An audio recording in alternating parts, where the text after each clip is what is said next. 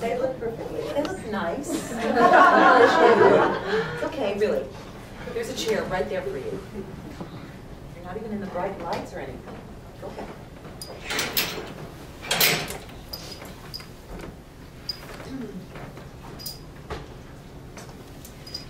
We're here tonight because we have a lot to say. We do. We have a lot to say. I don't really have all that much to say. What do you mean you've been writing for months and months? I don't mean anything. I just don't. I don't have all that much to say. Really? She has plenty to say. You do?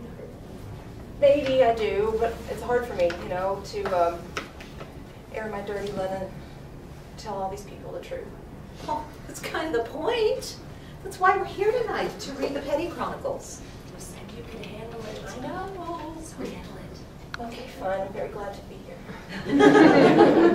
That's it? Well, all right. I guess I'll start then, right? You go first. Yeah, you go first.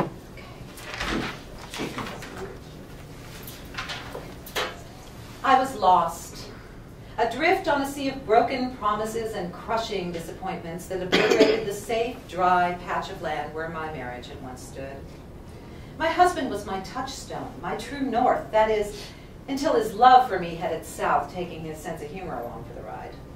And all that was left in their wake was a man so petty, I started to call him the hall monitor. It seemed like all the things he had loved about me, the very things that had drawn him to me in the first place, were the things that now annoyed him most.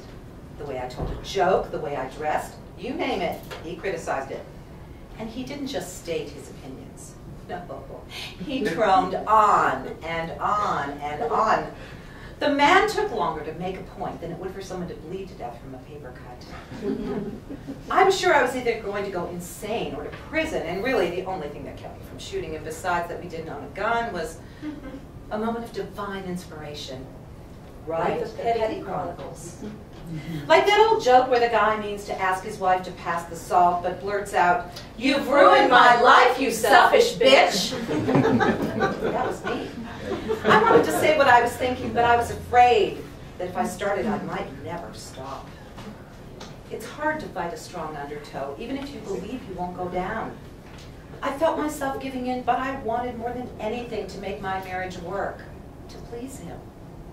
Then one day, like a surfboard to the head, it hit me. "Save yourself," I heard a little voice say, "before you disappear completely." So I wrote, and I wrote. The virulent scratch of pen-meeting paper allowed me to release the bellowing screams of rage that might otherwise have led me to beat my husband senseless with my favorite all-plaid sauté pan. It was perfect.